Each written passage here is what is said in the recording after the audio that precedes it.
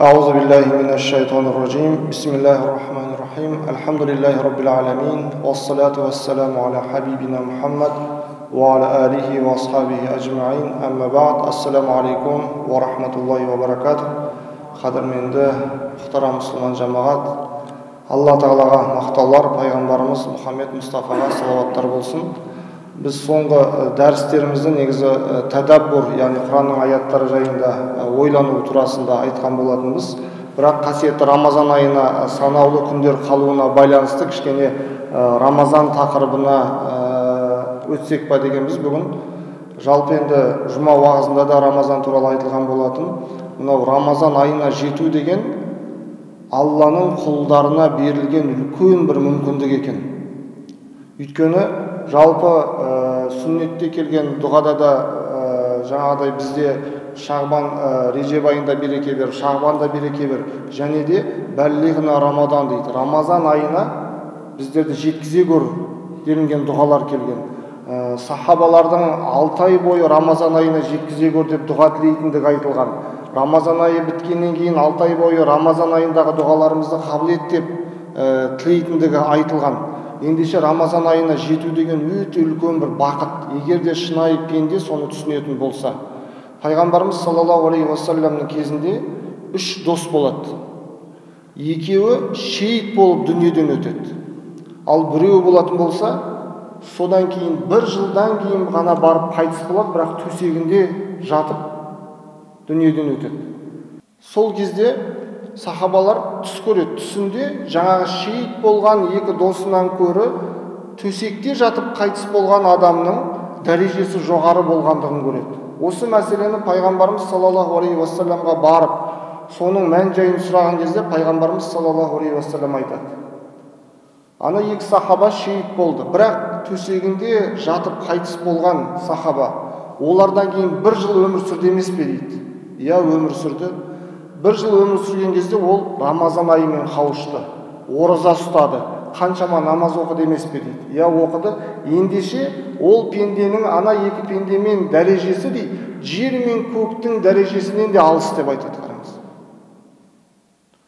Сол үшін міне кіргелі тұрған Рамазан айы біздер үшін берілген өте үлкен мүмкіндік.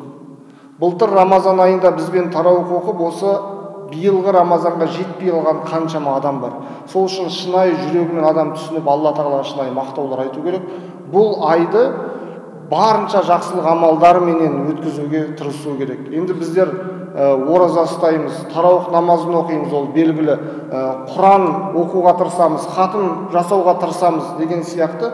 Бірақ кейбір біздер мән беруіміз керекті болған тағы да өзге де амалдар бар екен.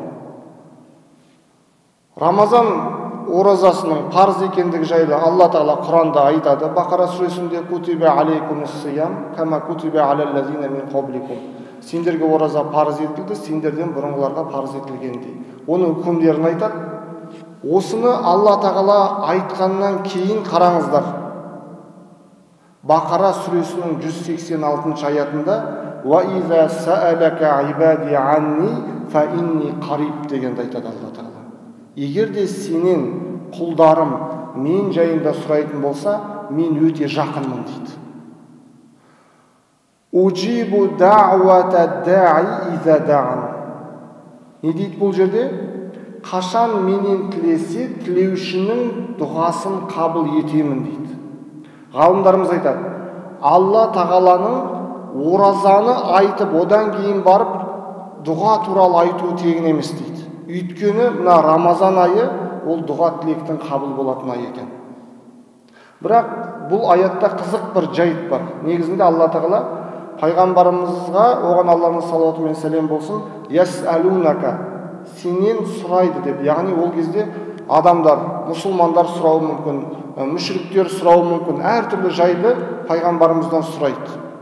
Пайғамбарымыз білмеген нәрселерін Алла тағала уахи арқылы түсіріліп отырған. Бұл пайғамбарлықтың дәлелдерінің бірі. Өйткені пайғамбарымыз уахиді күтеді, уахи айтады, тура соны ақиқи түрде жауап береді. Мысалға, жан туралы сұрайды. Ясалунака ани рух. Олар сенен жан туралы, рух жайында сұрайды. Қулир руху мин әмри робби. Оларға айт, рух ол Алланың әмірінен дейді. Немесе қараңыз. Ясалунака анис-саа. Сенен қиямет жайында сұрайды. Қул иннама илмуха индаллах. Қул айт оларға, оның білімі Алланың хұзурында дейді. Қараңыз. Бірақ мына аяттың мәтіні өзгешелеу. Ясалунака, сенен сұрайды дегеннен кейін Алла Тағала айт дегенді айтпайды екен. Оларға айт демейді, Алла Тағала бірден фа инни қариб, мен оларға өте жақынмын, дұға тілеушінің дұғасын қабыл етемін дейді. Қараңыз. Сонда бұл дұғаның бірден қабыл болатындығын, Алла Тағалаға дұға еткен кезде дұға етуші мен Алланың ортасында ешқандай да бөгет жоқтығын білдіреді дейді ғалымдарымыз. Қараңыз. Және де тағы бір қызық нәрсе, иза даан дейді. Егер тілейтін болса. Құранда иза деген сөз, егер деген сөз. Осыған ұқсас ин деген де сөз бар. Бірақ Алла Тағала иза деген сөзді айтса, бұл сөз жиі болатын мәселелерге қатысты айтады екен. Мысалға түсінікті болу үшін айтайық, иза хуйитум би тахиятин фахайю би ахсани минха. Егер де сендерге сәлем берілсе, одан да жақсы қылып жауап беріңдер. Сәлем деген күнде беріліп жататын нәрсе. Біреумен сәлемдесесіз, екінші бір адаммен сәлемдесесіз, не болып жатады? Қайталанып жатады. Немесе иза кумтум иля солати фагсилу вужухакум. Егер де намазға тұрсаңдар, не істеңдер? Жүздеріңді жуыңдар. Қолдарыңды жуыңдар білекпен қосып. Жаңа дәреттің үкімдерін айтады Алла Тағала. Бастарыңа мәсік тартыңдар, аяқтарыңды жуыңдар деген мәселе. Осы жерде не деп айтады? Иза. Бірақ осыны айтқаннан кейін не дейді Алла Тағала? Ин кунтум джунубан. Егер де жүніп болсаңдар. Дәретті біз жиі аламыз, бірақ ғұсылды жүніп ол күнде бірнеше рет бола бермейді ғой адам. Ол кезде не дейді Алла Тағала? Ин дейді. Яғни сирек болатын мәселелерге қатысты Алла Тағала ин деп қолданады екен. Көрдіңіздер ме? Бірақ бұл жерде не дейді? Иза даан. Егер тілейтін болса, изан айтады. Бұдан ғалымдарымыз пайда алып шығады. Дұғаны адам баласы тілей салады болды емес, қайта-қайта тілеу керек дейді. Дұға тілеушінің әдебі бір сұрап қана қоя салмай, Алла Тағаладан қайта-қайта сұрау сол нәрсені. Және де сенімді түрде сұрау керек екен. Алла Тағала міндетті түрде қабыл етеді деп. Дұғаның құдіреті мүлде мүмкін емес нәрселерді Алла Тағала мүмкін етіп жібереді. Мысалы бір болған оқиға, бір үлкен ғалым кісінің уағызын тыңдап едім. Ол кісі уағызында былай деп айтып қалды: мен үйленгеннен кейін көп уақыт бала сүйе алмадым дейді. Кейін Алла Тағаладан дұға сұрауды қаладым дейді. Құранды қарап отырып Закарияның дұғасын таптым дейді. Робби ла тазарни фардау ва анта хайрул варисин деген. Раббым, мені жалғыз қалдырма, мирасқорлардың ең жақсысы өзіңсің деген. Осы дұғаны қайта-қайта тіледім дейді. Тілеген кезде күнде тахаджуд оқимын, 40 мәртеден тілеп шығам дейді. 40 мәрте тілеймін дейді осы дұғаны. Неге 40 мәрте деген кезде, мынау балаға қатысты айтқан кезде пайғамбарымыздың, оған Алланың салауаты мен сәлем болсын, хадисі бар. Сендер әрқайсыларың аналарыңның құрсақтарында 40 күн бойы су тәріздес боласыңдар. 40 күн бойы ұйыған қан тәріздес боласыңдар. 40 күн бойы кесек ет тәріздес боласыңдар. Яғни балаға қатысты бұл 40 бекер айтылмаған ғой дейді. Сөйтіп 40 мәртеден күнде тілеп жүрдім, көп ұзамай әйелім жүкті болды дейді. Кейін өзім мешітте қызмет атқарғаннан кейін кісілер маған осы бала тілейтін дұға бар ма деп сұрап келген кезде осы дұғаны айтам дейді. Сонда көп кісілердің жаңағыдай осы дұғаның себебіменен балалы болғандығына көзім жетті дейді. Осы нәрсені естігеннен кейін бізде де бір жақын бір имам досымыз бар еді. 8 жыл ма бала сүйе алмай жүрді. Сонда осылай деп тыңдадым деп айттым да мен сол жігітке. Сөйтіп ол да осылай тіледі біраз уақыт. Кейін жаңағыдай жамағаттардың арасында бір кісі көреді, енді бұрыннан таниды. Сөйтіп жаңағыдай ақша беріп шетелге барып емделіп келіп келін екеуің. Мен бір жақсылыққа енді мүмкін шипа болып кетсе себепші болармын деп жібереді ғой екеуін. Сөйтіп алыс шетелге барады, жаңа Кореяға барған ғой. Сөйтіп Кореяға барып бірінші тексерістен өткізді дейді. Тексерген кезде қараса жаңа әйелім жүкті болып шықты дейді да. Дұғаның құдіреті дейді. Осындай мәселелер өте көп. Жаңағыдай қабыл ете ме, қабыл етпей ме деген нәрсе жоқ. Адам міндетті түрде антум муқинуна бил иджаба, сенімді, яқини түрде сеніммен Алла Тағала қабыл етті деген ниетпен тілеңдер дейді. Яғни Рамазан ол дұғаның уақыты. Әрбір кезімізді дұғаға пайдаланайық. Мысалы, пайғамбарымыздың, оған Алланың салауаты мен сәлем болсын, таңғы кешкі дұғалары бар. Таң намаздан кейін белгілі бір уақыт арнаңыз Алланы зікір етуге, Алла Тағала дұға етуге. Кешкі уақыттарда күн батпай тұрып көбірек дұға етіңіз. Мысалы, дұғалар бар. Бисмиллахиллази ла ядурру ма'асмихи шей фил арди ва ла фис сама ва хувас самиул алим деген. Оның есімімен жер мен көкте еш нәрсе зиян бермейтін, яғни Алланың есімімен бастаймын деген. Ол бүкіл нәрсені естуші, бүкіл нәрсені білуші. Кім осы дұғаны 3 мәрте кешке оқитын болса, ол адамға таңға дейін жер мен көкте еш нәрсе зиян бере алмайды деген. Таңда оқитын болса, кешке дейін еш нәрсе жер мен көкте зиян бере алмайды деген. Екі сахаба далада жатады бұл күні, сапарда. Сөйтіп біреу айтады екен, таң намазының уақыты кірді дейді. Біреу айтады, кірген жоқ дейді. Кірді десе, екіншісі кірген жоқ дейді. Сонда біреу айтады, валлахи таң намазының уақыты кірді дейді. Сонда екіншісі айтады, сен қалай соншалықты сенімді болып айтып тұрсың дейді ғой. Сонда айтады екен, мен кешке жақын жаңағы бисмиллахиллази ла ядурру ма'асмихи шей деген дұғаны оқыдым дейді. Ол дұғаны оқығанға пайғамбарымыз саллаллаху алейхи вассалам кешке оқыған адамға таңға дейін жер мен көкте еш нәрсе зиян бермейді деп айтты емес пе дейді. Жаңа мені маса шақты деп айтады дейді. Қараңыз, қаншалықты сеніммен оқыған. Міне осындай дұғаларды Рамазан айында әдет қылатын болсақ 30 күн бойы, одан кейін де біздің жақсы бір әдетімізге айналып кетеді екен. Екінші бір нәрсе, Рамазанға, егер де Рамазанға қатысты хадистерді қарайтын болсақ, Мән сома Рамадан иманан ва ихтисабан ғуфира лаху ма тақаддама мин замби. Кім-дегім оразаны Рамазанда сауабын үміттей отырып, сеніммен сауабын үміттете отырып ұстаса, ол адамның бұрынғы өткен күнәлары кешіріледі деді. Мән қама Рамадана иманан ва ихтисабан деп келеді. Кім намазбен жаңағыдай тұрғызып түнгі уақыттарын Рамазан өткізетін болса, бұрынғы күнәлары кешіріледі. Сонда қарап отырсақ, бұл Рамазан айы кешірім айы, яғни Алла Тағаладан кешірім көбірек сұрайтын ай екен. Оны не деп айтамыз? Истихфар деп айтамыз. Бізде истихфар деген бар, бізде не деген бар? Тәубе деген бар. Тәубе мен истихфардың не айырмашылығы бар? Тәубенің шарттары қандай еді? Бірінші, күнәдан қайтамыз, екінші, өкінеміз, үшінші, қайтадан сол күнәға бармауға шешім қабылдау. Егер біреумен қатысты болса, одан не істейміз? Кешірім сұраймыз. Яғни бұл жерде күнәдан қайту, өкіну, қайтадан күнәға бармауға шешім қабылдау. Тәубе болашақта күнәға бармас үшін жасалады. Көрдіңіздер ме? Түсінікті ғой? Истихфар өткен, яғни жасап қойған күнәлардың зиянынан сақтану үшін жасалады. Яғни екеуінің негізгі айырмашылығы осындай екен. Истихфар өткен күнәларымыз үшін жасалады. Тәубе негізі сол өткен күнәларымыздан өкінеміз де, енді болашақта сол күнәні жасамауға шешім қабылдаймыз. Яғни болашақ қатысты жасалады. Осындай айырмашылығы бар.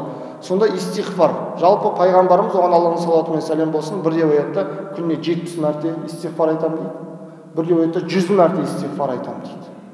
Маңыздылығы истихфардың. Рамазан айында біз көп айтатын сөздеріміздің бірі осы истихфар болу керек. Негізінде астағфирулла, ғұфранак негізінде осындай бір зікір сөздерден, истихфар сөздерден мұсылман адамның аузы босамау керек. Тіпті мысалға дәретханаға сол аяқпен кіреміз, оң аяқпен шығамыз, сонда әртүрлі дұғалар келген, бір дұға ғұфранак деп айтылады. Истихфар тілеу бұл. Неге дәретханадан шыққан кезде ғұфранак деп айтамыз? Деген кезде ғалымдар айтқан екен, біз әрдайым Алла Тағаланы зікір етіп истихфар айтып жүруге бұйырылғанбыз дейді. Бірақ дәретхана лас жер ғой. Ол жерге Алла Тағалаға мақтау айта алмаймыз, истихфар тілей алмаймыз. Я Раббым Алла, мынау лас жер болғандықтан өзіңді еске алып, өзіңнен кешірім сұрай алмадым. Сол үшін мені кешіре көр деп истихфар айтамыз дейді. Яғни оның мағынасы дейді екен. Енді қараңыздар, истихфар Алла тағала истихфар арқылы жүрегімізді тазартады. Өйткені пайғамбарымызда хадис келеді: "Иннал му'мина иза азнама занбан канат нуктатун саудау фи qalbihi." Егер де мүмін адам бір қандай да бір күнә жасаса, жүрегінде бір қара дақ пайда болады. Күнә сондай екен. Ақырын жүректі бұза бастайды. Кез келген күнә. Не болады? Бір дақ пайда болады. Фаин таба ва назага ва истагфара сақалат қалбаху дейді. Егер де сол кезде адам тәубе етіп истихфар айтса, жүрегі қайттан тазарып шыға келеді. Жаңа тат басқан темірді ұстаған сияқты. Фаин зада задат хатта тағулу қалбаху фазалика ран дейді жаңағыдай. Егер де сол күнәні үсті-үстіне жалғастырып қоса беретін болса, онда күнә жүрегін орап алады. Міне сол рон дейді. Рон деген яғни тап басу дегенді айтқан екен. Сол үшін әрдайым қандай да бір харам нәрсеге көзіңіз түсіп кетті ме, астағфирулла, енді оған қарамаңыз. Жаман ой келді ме, астағфирулла. Бір нәрсені білмей істеп қойдыңыз, астағфирулла. Бірден осы нәрсені айтуды мұсылманның өзінің әдетіне айналдыру қажет екен. Сайидул истихфар деген дұға бар. Бұл да таңғы кешке айтылып жүру керекті болған дұғалардан негізінде. Өйткені пайғамбарымыз саллаллаху алейхи вассалам айтады: "Мен қалаха мин нахари муқинан биха фамата мин яумихи қабла ан юмсия фахуа мин ахлил джанна" дейді. Яғни кімде-кім сайидул истихфар деген дұға соны күндіз айтатын болса дейді, яғни сеніммен айтатын болса, муқинан деген, және де кешке дейін сол адам дүниеден өтетін болса дейді, фахуа мин ахлил джанна, ол жәннат иелерінен болады дейді. وَمَنْ قَالَهَا مِنَ اللَّيْلِ, кімде-кім түнде айтатын болса, وَهُوَ مُقِنٌ بِهَا, және де оған сенімді түрде айтатын болса, فَمَاتَ قَبْلَ أَنْ يُصْبِحَ, таңға дейін дүниеден өтіп кетсе ол адам, فَهُوَ مِنْ أَهْلِ الْجَنَّةِ, ол жәннат иелерінен дейді. Ол қандай дұға? Сайидул истихфар. Жаттағандарыңыз бар ма осы дұғаны? Мағынасы өте керемет. Пайғамбарымыздан саллаллаху алейхи вассалам келген хадис: "Сайидул истихфар ан яқул ал-абд", яғни сайид деген мырза деген сөз. Истихфар әртүрлі истихфарлар келген, бірақ сол истихфарлардың ең үлкені, ең мырзасы ол құлдың былай деп айтуы дейді: "Аллахумма анта рабби ла илаха илля ант", уа Аллам, сен менің Раббымсың, сенен басқа ешқандай да құдай жоқ. "Халақтани ва ана абду", сен мені жараттың, мен сенің құлыңмын деген сөз. "Ва ана ала ахдика ва ваадика мастатаъту", мен саған берген уәдемді, саған берген сертімді шамам келгенінше орындап жатырмын. "Аузу бика мин шарри ма санату", істеп қойған нәрсемнен сақта деп өзіңе сыйынамын. "Ва бу лака би ниъматика алайя", сенің маған берген нығметіңді мойындаймын. "Ва бу би замби", жасап қойған күнәмді да мойындаймын. "Фағфирли фа иннаху ла яғфиру зунуба илля ант", мені кешірші, расында күнәларды сенен басқа ешкім кешірмейді. Міне осыны кім сеніммен күндіз айтса, кешке дейін дүние салса, ол жәннат иелерінен дейді. Кім кешке айтса, таңға дейін дүние салса, ол жәннат иелерінен. Қараңыз, адамды жәннатқа, яғни жәннати болуына себепші болатын дұғалардан. Осындай дұғаларды жаттап, Рамазанда әсіресе айтуды әдетке айналайық, қадірмен жамағат. Кейін мынау зікір, Алла тағаланы еске алу. Зікір сөздер. Бұның да дінде орны өте ерекше. Зікір айттыңыз, сауаптар келіп жатыр. Пайғамбарымыз саллаллаху алейхи вассалам кезінде болған кедей адамдар бар ғой, пайғамбарымыз саллаллаху алейхи вассаламға шағым айтып барады. Сонда айтқан шағымдарын қараңыз. "Я Расулаллах, я Алланың елшісі, захаба ахлу дусур бил уджур", бұл бай адамдар сауаптың барлығын алып кетті дейді. "Юсоллуна кама нусолли", олар біз сияқты намаз оқиды. "Ва ясумуна кама насум", біз сияқты ораза ұстайды. "Ва ятасаддақуна би фудули амвалихим", бірақ олардың бізден айырмашылығы, олар өздерінің қолында бар мал дүниесімен садақа береді дейді. Қараңыз. Сонда бұлар пайғамбарымызға: "Я Алланың елшісі, бұлар керемет бір семіз дөнен көлікпен жүр, бізден артық киім киіп жүр, бізден артық керемет үй салып алды" деп айтпайды. Ахиретті ойлап жатыр. сауапты көбірек алып кетті ғой деп жатыр, қараңыздар. Уайымдары қандай? Дініміз әркімге шамасы келетін міндетті жүктейді. Сонда пайғамбарымыз саллаллаху алейхи вассалам оларға айтады: "Ауалайса қад жаалаллаху лакум ма тасаддақун". Алла тағала сендерге де садақа беретін мүмкіндік берді емес пе дейді. Әркімге шама шарқысына қарай. Ол қандай садақа? Инна бикулли тасбихатин садақа. Әрбір субханалла деп айтуларың сендер үшін садақа дейді. Ва кулли такбиратин садақа. Әрбір Аллаху акбар деп айтуларың сендер үшін садақа. Ва кулли тахмидатин садақа. Әрбір альхамдулилля деп Аллаға мақтау айтуларың сендер үшін садақа. Ва кулли тахлилатин садақа. Әрбір ла иляха иллаллах, Алладан басқа құдай жоқ деулерің сендер үшін садақа. Ва амрун бил ма'руфи садақа. Жақсылыққа шақыруларың садақа. Ва нахйун анил мункари садақа. Жамандықтан тыюларың садақа. Ва фи будай ахадикум садақа. Қараңыз қандай нәрсені айтады. Ана өз үйлеріңдегі адал жұбайларың мен отбасылық міндеттеріңді атқарып жақындасуларыңның өзінде садақа бар дейді. Қараңыз. Түсінбей қалады адамдар осы жерде. Я Расулалла, я Аллахның елшісі. Аяти ахадуна шахвата ва якуну лаху фиха ажр. Я Аллахның елшісі, бізге өзіміздің жаңа нәпсімізді, шахуатымызды өтеп қанағаттандырсақ, сол үшін де садақа бар ма дейді ғой. Сонда пайғамбарымыз саллаллаху алейхи вассалам оларға мысалмен жауап береді. Араайтум лау вадаха фи харам акана алейхи визр. Егер де біреу харам іске барса, яғни зина жасайтын болса, оған күнә бола ма дейді. Күнә болады ғой әрине. Факазалика иза вадааха фил халали кана лаху ажр. Сол сияқты ол адал жолменен осы нәрсені өтейтін болса, істейтін болса, онда оған сауап бар дейді. Қараңыз. Зікір сөздерін айтамыз, садақа беріп жатқандай адам сауап алады екен. Және де мынау зікірдің ерекшелігі. Мен зікір еткенше неге дұға етіп Алладан қажетімді өтемеймін деп адам ойлауы мүмкін ғой. Бірақ Алла тағала айтады: "Мән шағалаху зикри ан мас'алати". Кімді мені зікір ету, менен қажетін сұраудан бөгесе дейді. Аатайтуху афдала ма уътис-саилин. Мен оған дейді, сұраушыға бергенімнен де артығын берем деп айтады екен. Қараңыз. Алла тағала барлығын білуші ғой. Сіз Алланы зікір етіп, мақтау айтып отырсыз, Алланы дәріптеп отырсыз. Сіздің көкірегіңіздегі нәрсені білуші Алла тағала сұрайын дегеніңіздің барлығын сол арқылы бере береді. Зікірдің артықшылығы. Және де қараңыз, пайғамбарымыз айтады, оған Алланың салауаты мен сәлем болсын: "Мән кана ахиру каламихи ла иляха иллаллах дахалал жанна". Кімнің ақырғы сөзі ла иляха иллаллах болатын болса, ол адам жәннатқа кіреді. Ғалымдарымыз айтады, бұл сөзді дүниеден өтерде, бұл дүниесінде, өмірінде, тіршілігінде Алланы көп зікір етіп еске алған адамға айтылады дейді. Басқа адамға ондай нығмет берілмейді екен. Бізде қазақта не дейді? Иманмен өту, немесе иманмен жүру деп айтады ғой.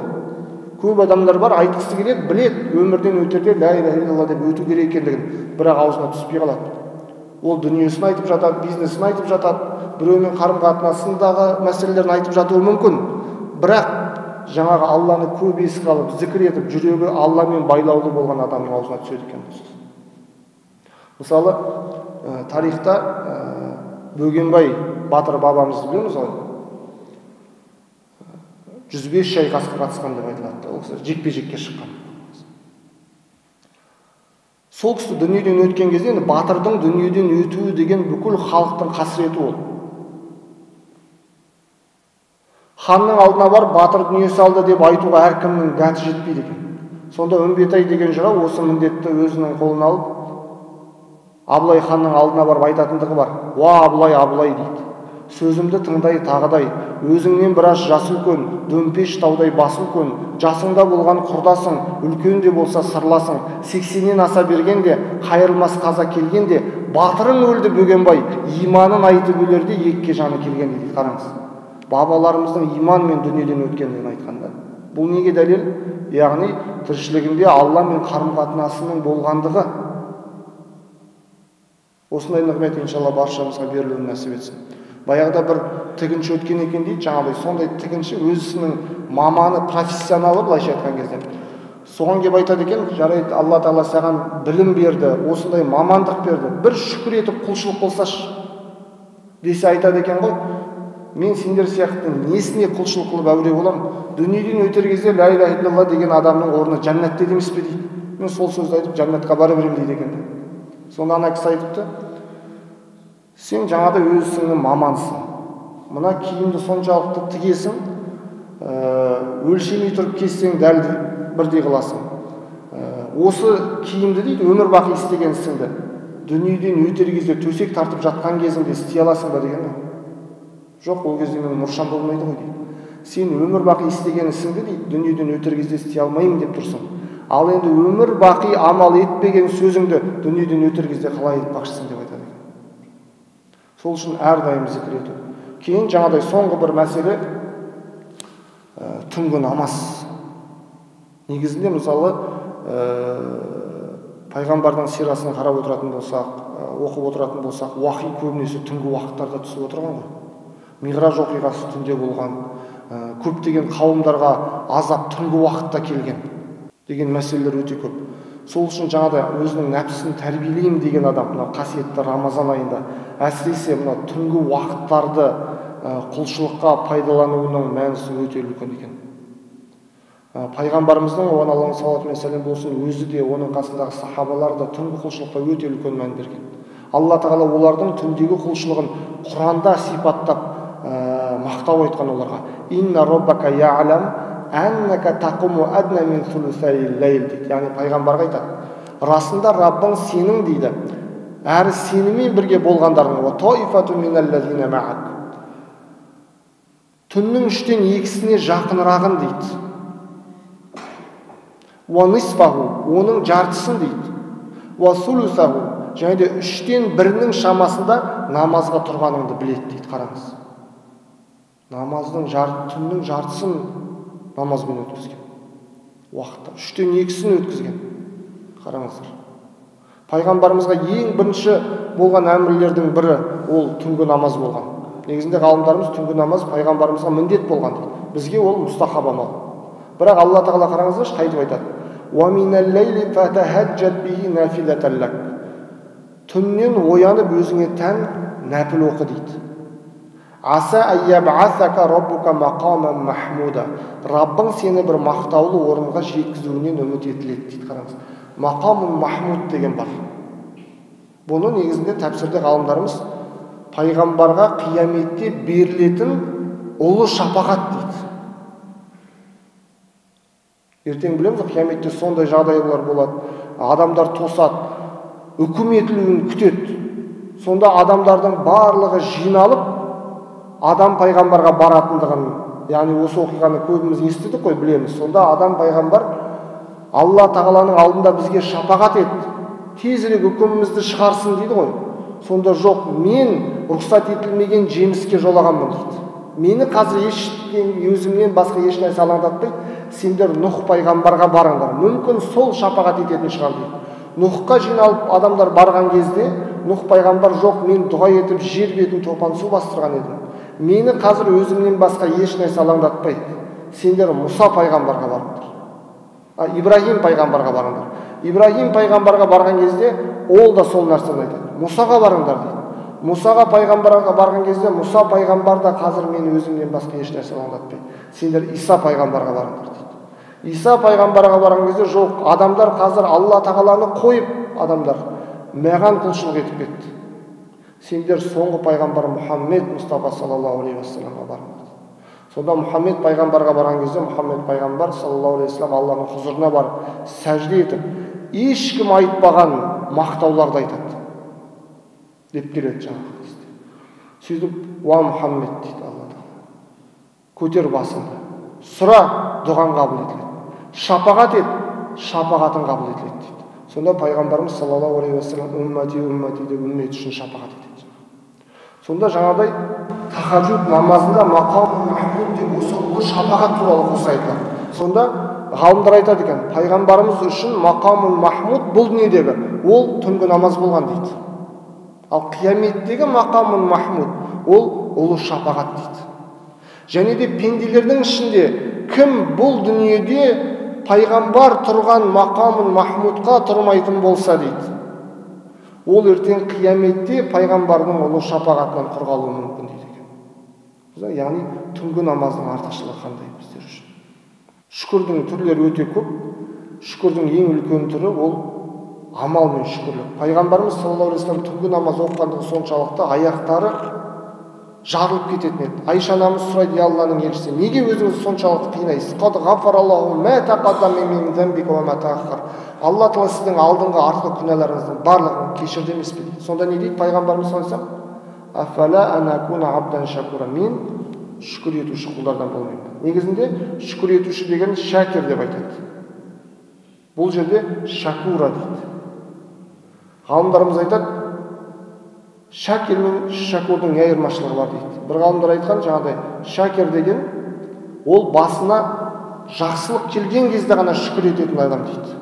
Ал шакур деген қиындық келген кезде де Алла Тағалаға шүкірлігін білдіретін адам дейді. Енді бір ғалымдар айтады, шакир деген ол тек тілімен шүкір айтатын адам дейді. Ал шакур деген ол амалымен шүкір ететін адам дейді. Сонда пайғамбарымыз саллаллаху алейхи уассалам намаз оқып жатыр, бірақ шакур болған құлдардан болмаймын. Яғни амалы менен шүкір етудің үлгісін көрсетіп кеткен иншалла. Сол үшін қадірмен жамағат, салиқалы амалдар мұсылман адам үшін өте маңызды. Иман еткеннен ізгі іс жасау. Осы салиқалы амалдарды көптеп жасап, көптеп сауапқа кенеліп, Алланың мейіріміне бөленуіміз үшін, Алла Тағала біздер үшін осындай Рамазан сияқты уақыттарды беріп қойған. Рамазан айы жаңағы Жақып пайғамбарға ұлдарының ішінде Жүсіптің дәрежесі қандай болатын болса, мүмін адам үшін де айлардың ішінде Рамазан айының дәрежесі де тура сондай дейді. Иншалла осы айда барынша құлшылықпен, ізгі амалдарменен өткізуімізді Алла Тағала баршамызға нәсіп етсін. Ва ахиру дауана анил хамдулиллахи раббил аламин би рахматика архамар